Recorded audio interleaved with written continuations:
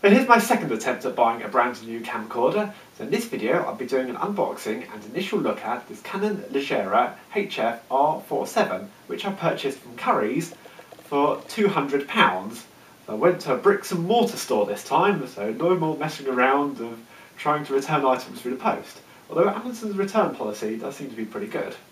I just haven't returned the item just yet. I think the HF R47 is now an out-of-date model. That's probably why I got it a bit cheap.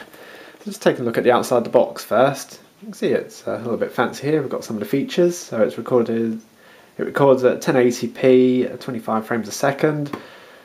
Got a bitrate of 35 megasecond. So that's nearly Blu-ray quality. So that's pretty good. Also, we've got the system connectivity. So it only works with Windows and Macintosh. Yeah, we'll see about that. That's about it. And we've got Dolby stereo microphone. Cool. This is very much like the Sony CX320 that I reviewed yesterday, or looked at yesterday before it blew up. Except this doesn't have an internal microphone input, so that's a bit annoying. I'm going to have to rely on the camera for picking up all the audio. So that's CD of, what's this, instruction manual, probably some drivers, a bit of imaging software maybe. Works for a few different models. Okay, probably won't be needing that. Got a big thick wad of an instruction manual. Marvellous. Power adapter. Got AC cable. Battery. HDMI cable. That's an adapter.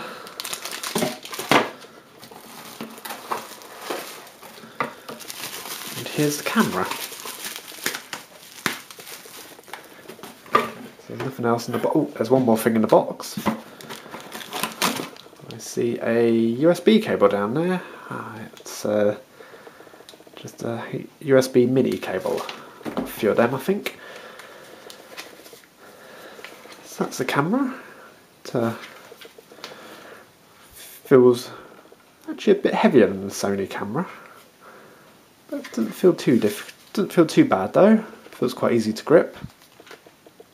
Feels nice and manoeuvrable.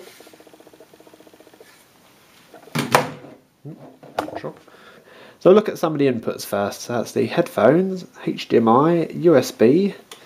That's where the battery goes. Underneath we have the battery release, the camera stand with, I don't know what you call that when it's got the two pins, but I noticed some of the cheaper cameras only have the one screw to hold the camera on the stand. My stand at a reasonable quality does have the screw and the additional pin to hold it in place. We've got 32 times optical zoom, and I was playing around with that in the shop, and it's quite impressive actually. I pointed it below the shelf on the opposite aisle, and was able to see the legs of the shelf and a high-spec view of the carpet.